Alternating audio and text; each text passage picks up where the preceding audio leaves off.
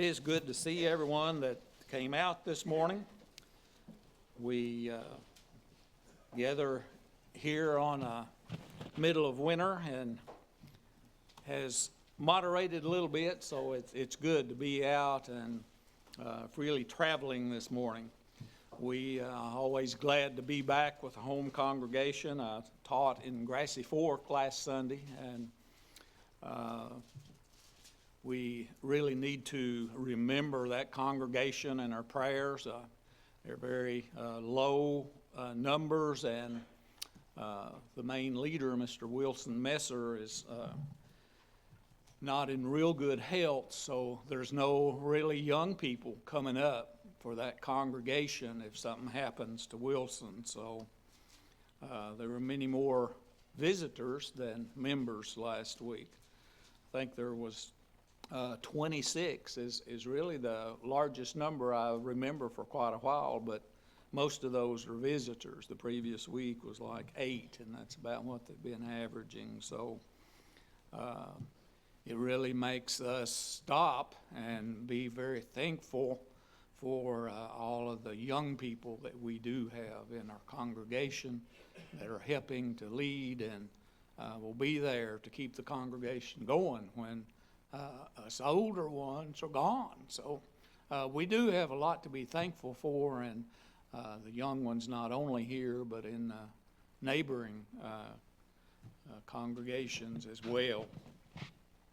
This morning we want to focus on this 13th chapter of John. I know we've all probably read these words before, but there's a lot we can learn from studying this portion of the Gospels.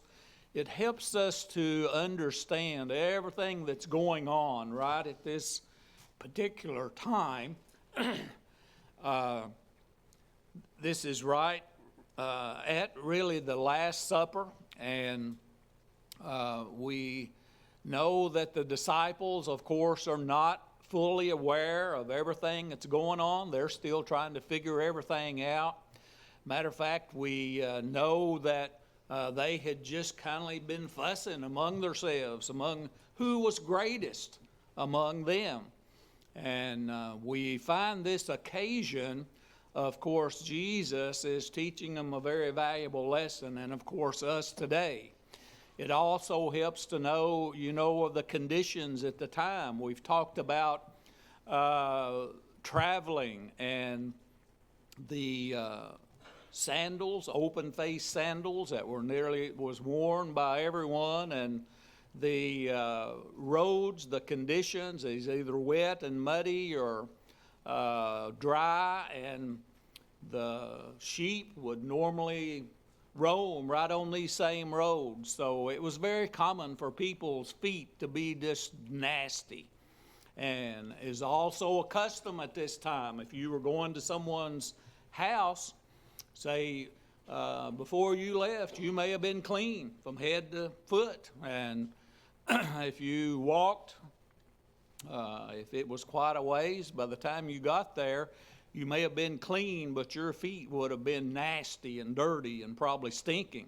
So it was custom at this time, if you went into a home, and if it was a nicer home, there would be a basin at the door, and you wouldn't go into a person's home with this nasty feet and track it all through the house or to the dinner table.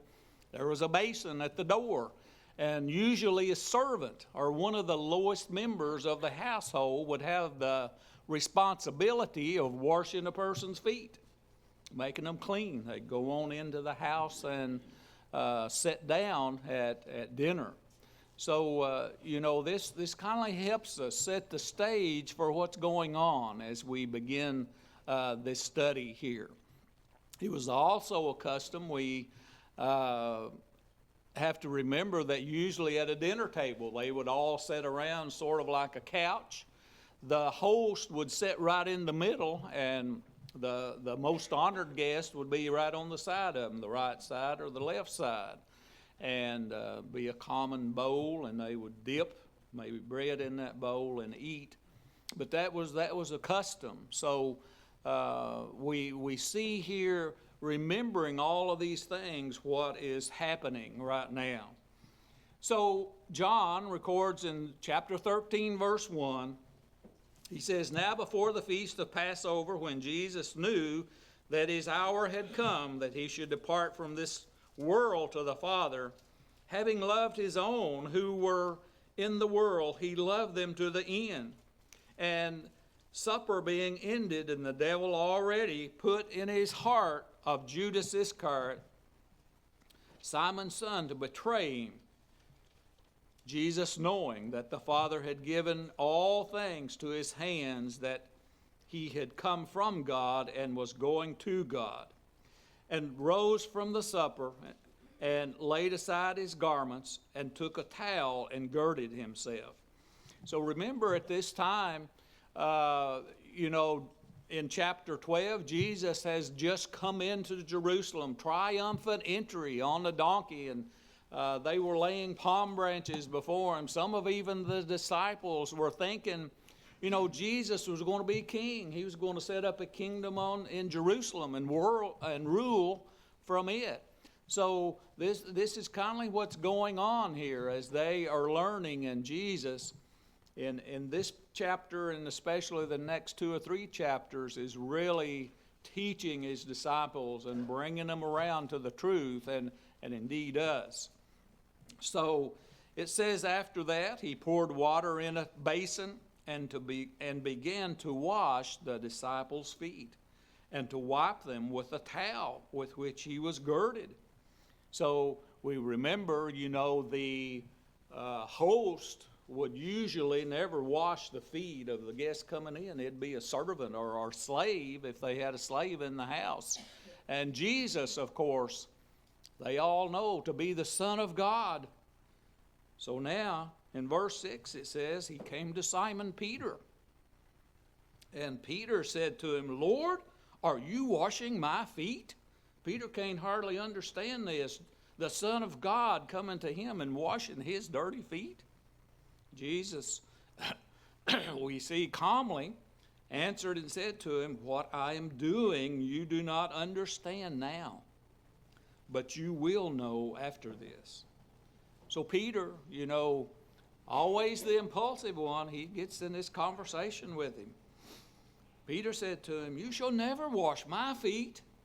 He knew Jesus was the Son of God. He said, "Nope, you're not going to wash my feet." Well, we see Jesus reply. Jesus answered and said, "If I do not wash you, you have no part with me." So Jesus gave him a pretty blunt answer there.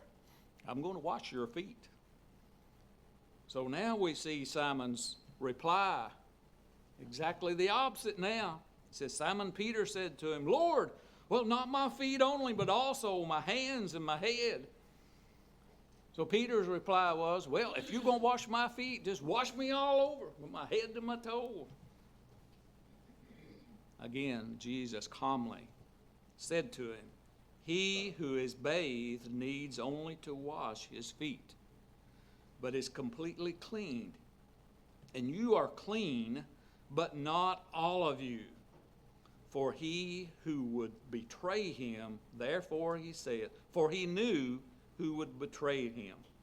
Therefore he said, you are not all clean." So we see here what was happening, and the disciples, we know, don't fully understand all of this now and what is soon to happen. But we know, of course, after Jesus' death on the cross, his resurrection, the disciples too had special power, performed miracles, and they had perfect knowledge of all Jesus had taught them.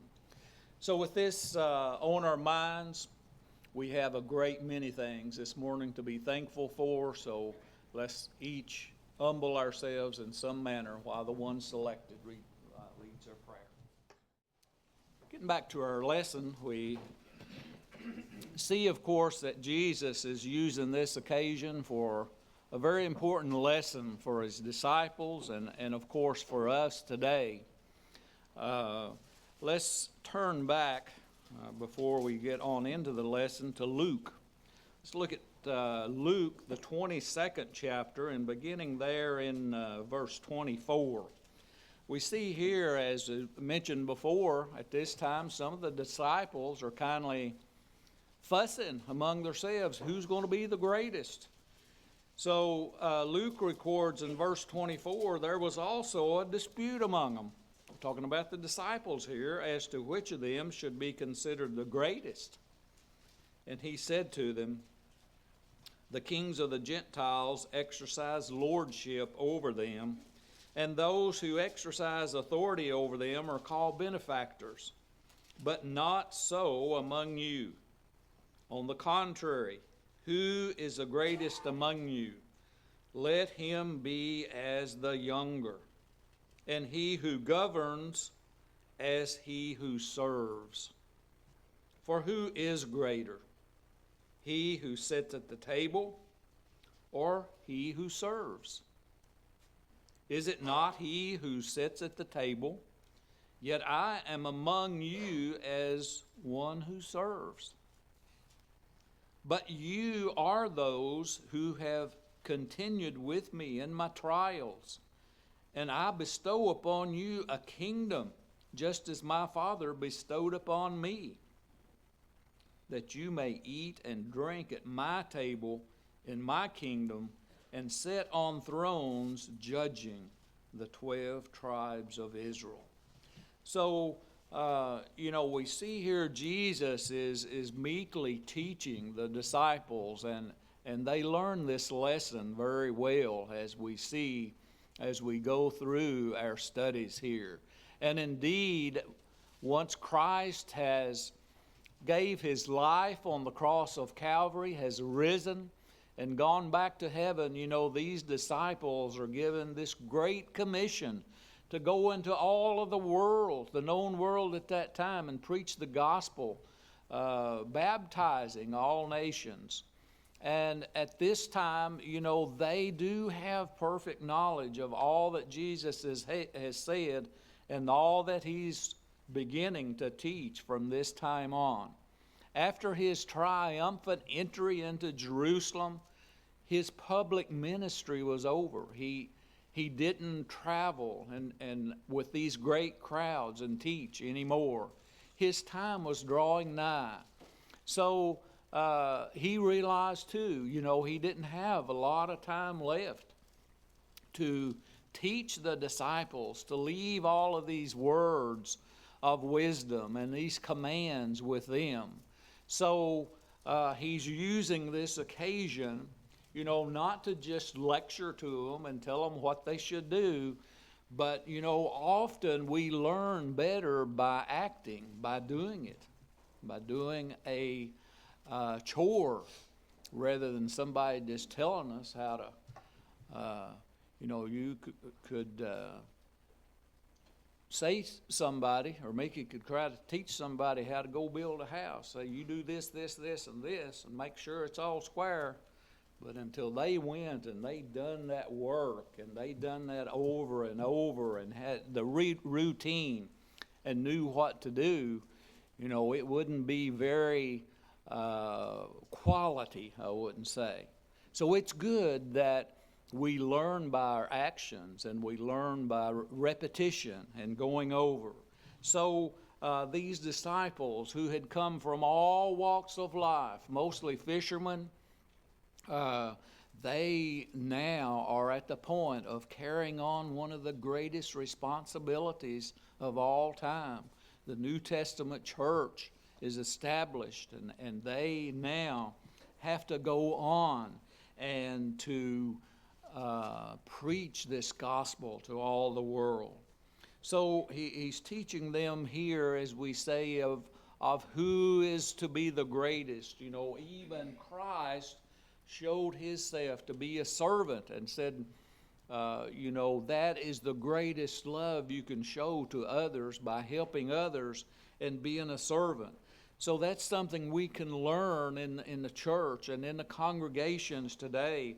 We have several examples all throughout the New Testament of those who aspired to a great position or a position of authority, and kind of let it go to their head and enjoyed being over others, or the boss, we might say.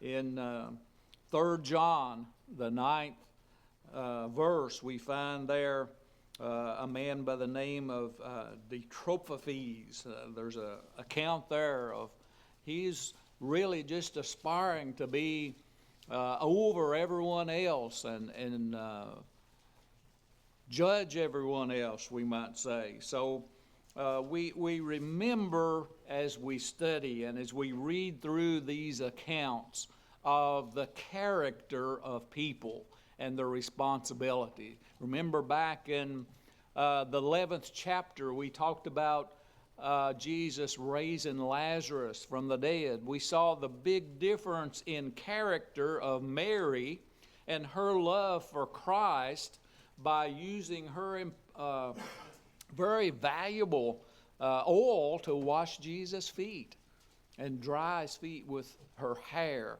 She showed her love and her dedication, her character. On the other end, we see Judas, who was thinking about his money bag, how he could get more money, and he would betray Christ. And he asked, why not just sell that oil and give it to the poor? But he wasn't thinking of the poor. He was thinking about himself and money. So this is one of the lessons that we learn here today. When Jesus came to Peter, Peter didn't understand what he was doing. He couldn't understand Christ, the Son of God, being a servant and washing his feet. But he learned as he went on.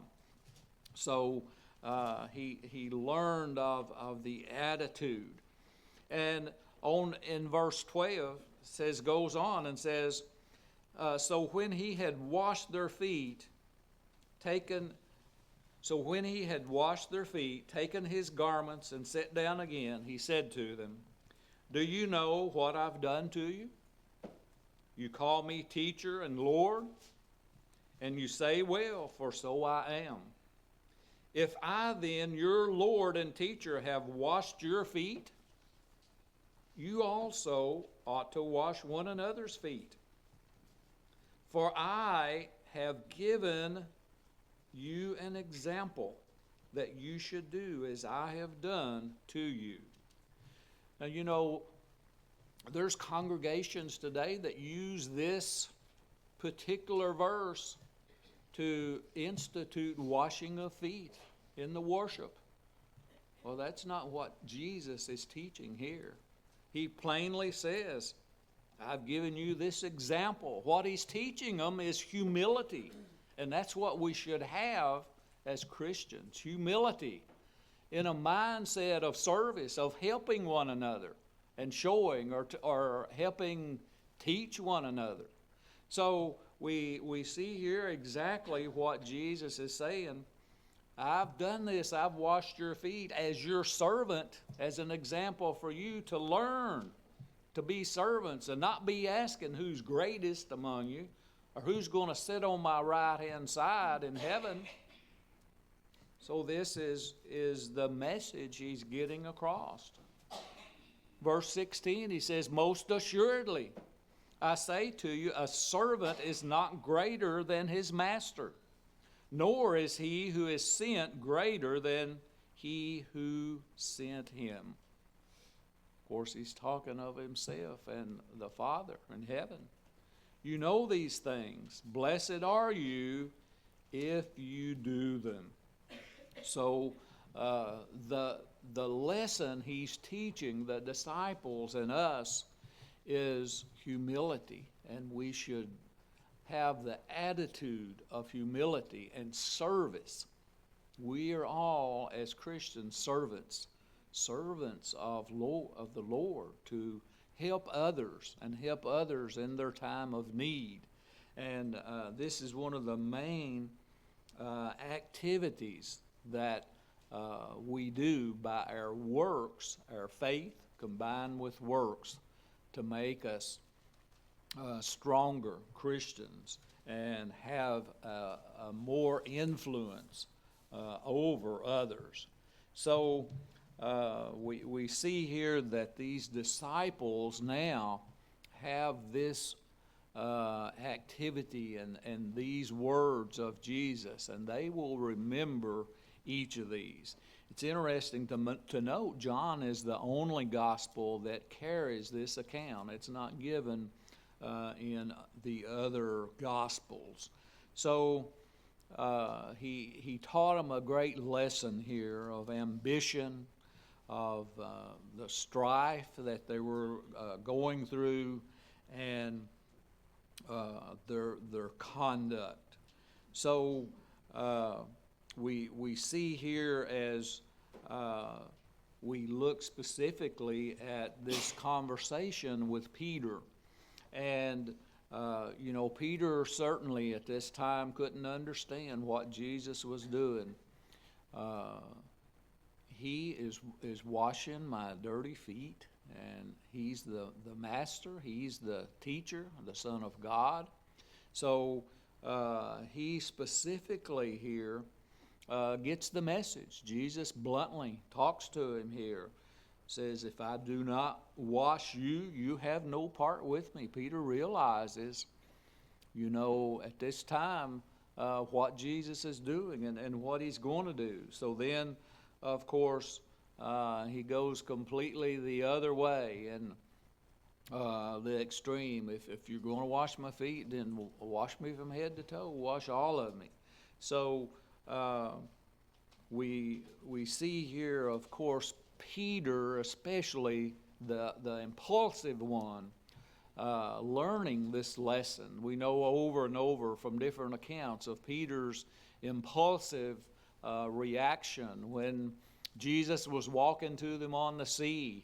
It was all foggy. They couldn't tell for sure it was Jesus. It was Peter who said, if you are Christ, let me walk out to you on the water. And of course, he did, and walked on the water until he took his eyes off Christ and began to sink. So, but this is Peter's, and we do find later on, as the New Testament church is established, it's Peter who's one of the strongest advocates and teaching others and bringing the Gentiles to Christ.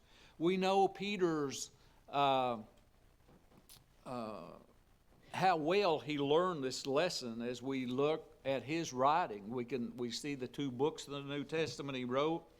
We find for sure in 1 Peter 5 and verse 6, we find Peter writing here, he says, likewise, ye younger, submit yourselves unto the elder. Yea, all of you be subject one to another. Be subject one to another.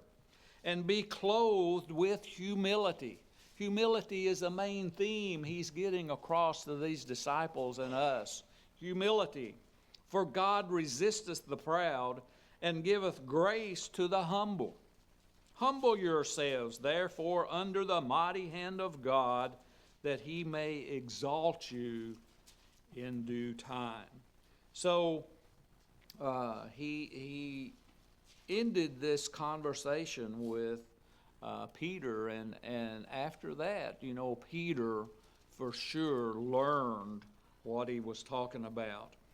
And Christ, of course, was trying to get the spiritual message through. He used this actual physical act of washing their feet to teach a great spiritual message. And at this time, they may not have fully understand exactly what Jesus is saying, but they soon will, and has given this act and these words to them as an example of what they should do. So we see soon after this now that Jesus shows who is soon to betray him. And we know, of course, at this time that Judas Iscariot has already gone to betray Christ, and Christ's time here on earth is nearing to an end. And he knows, of course, what is to come and what he is to face. So on down in verse 24, it says, when Jesus had said these things, he was troubled in spirit and testified and said, most assuredly, I say to you, one of you will betray me. And at this time, the disciples are still unsure what's happening, what's going to happen next. Then the disciples looked at one another, perplexed about whom he spoke. There was leaning on Jesus' bosom one of his disciples whom Jesus loved. Simon Peter therefore motioned to him to ask who it was of whom he spoke. And leaning back on Jesus' breast, he said to him, Lord, who is it? Jesus answered, it is he whom I shall give a piece of bread when I've dipped it. And having dipped the bread, he gave it to Judas Iscariot, the son of Simon. And after the piece of bread, Satan entered him. And Jesus said to him, what you do quickly. So at this time, we find Judas going out, making agreement with the rulers of how he would betray Christ with a kiss, getting his 30 pieces of silver for betraying the Son of God. So Jesus at this point is still trying to show and teach the disciples, prepare them for the time that he is soon to be gone. So we find on down in verse 31, he talks to them again of words that they would not fully remember now, but they would later, and have perfect knowledge of all he said and able to teach others. So he said in verse 31, he says, and this is after Judas is gone out, Jesus said, now the Son of Man is glorified, and God is glorified in him. If God is glorified in him, God will also glorify him in himself and glorify him immediately. Little children, I shall be with you a little while longer. And he's talking to the disciples here. You will seek me, and as I said to the Jews, where I'm going, you cannot come. So now I say to you, a new commandment I give to you, that ye love one another, that ye love one another, as I have loved you, that you also love one another. And by this all will know that you are my disciples, if you have love one for another.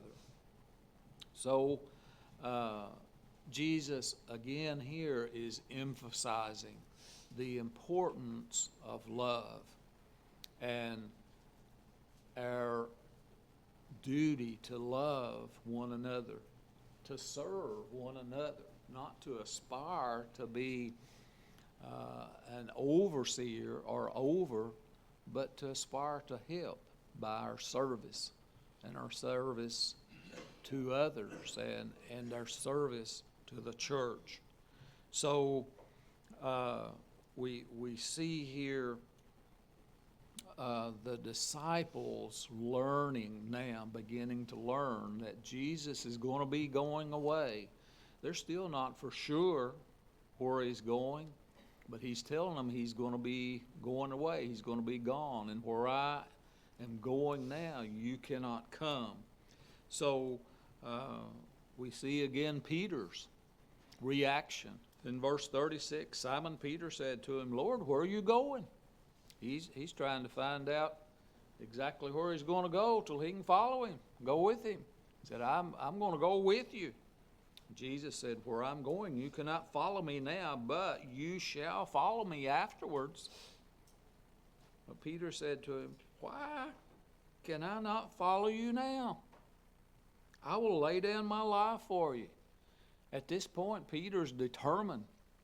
He's learned, Jesus has showed him being the servant, and Peter's learning the importance of him doing all he can for Christ and laying aside these doubts of who's the greatest.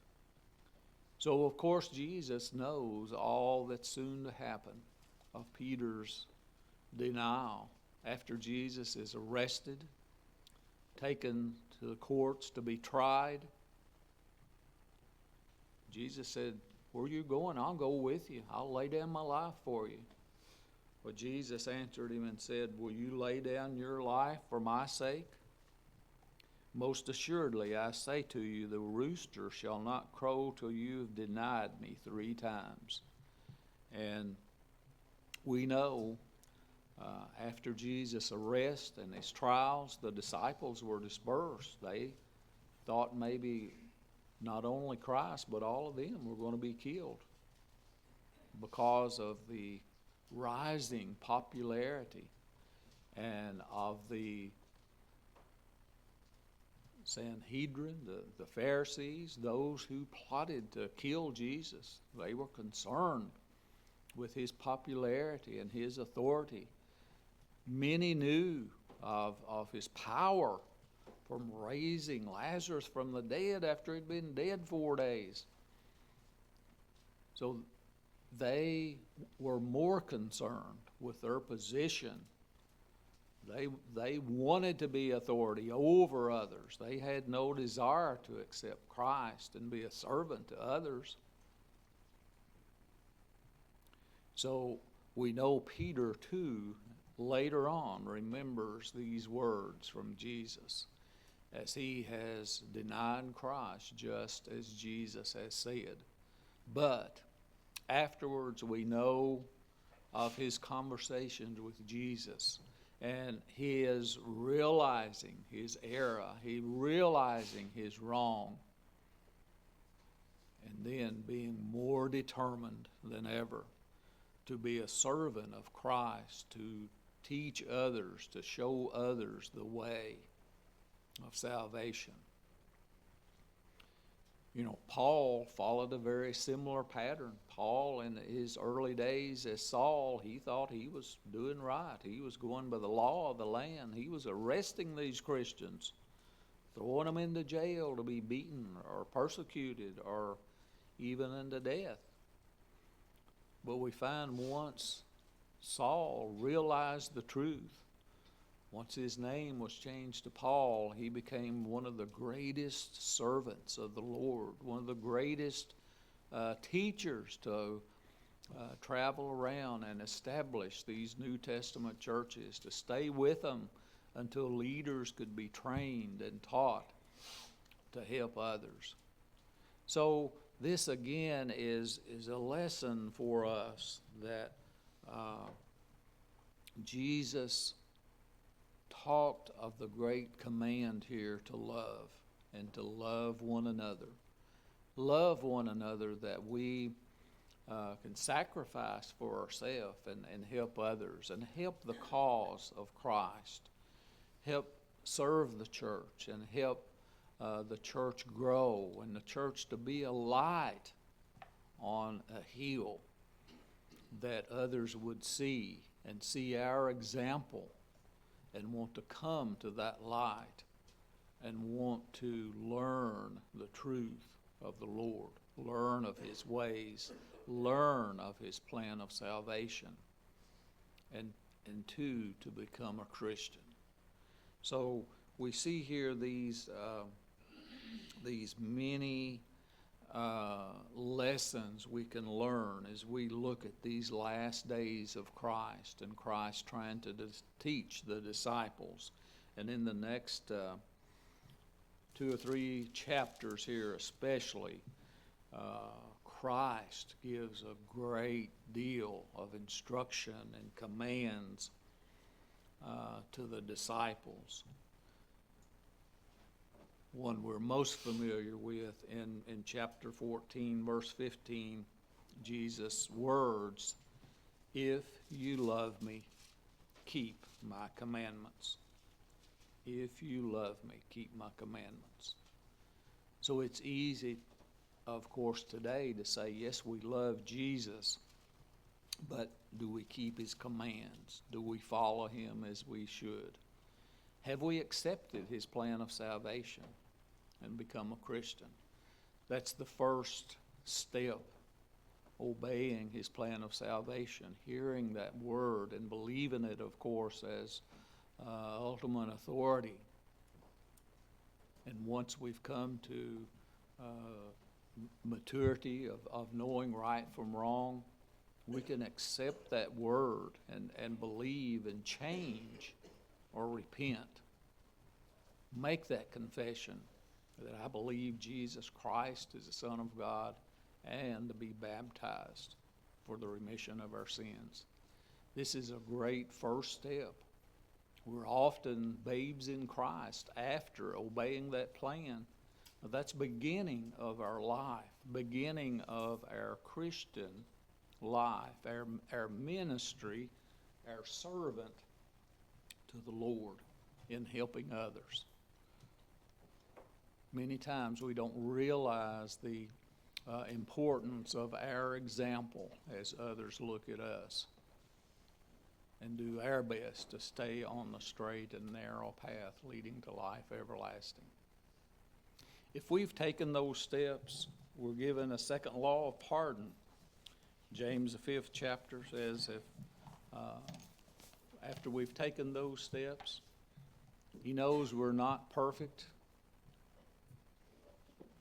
but if we've been led astray, he tells us to confess their faults one to another and pray one for another that we be healed.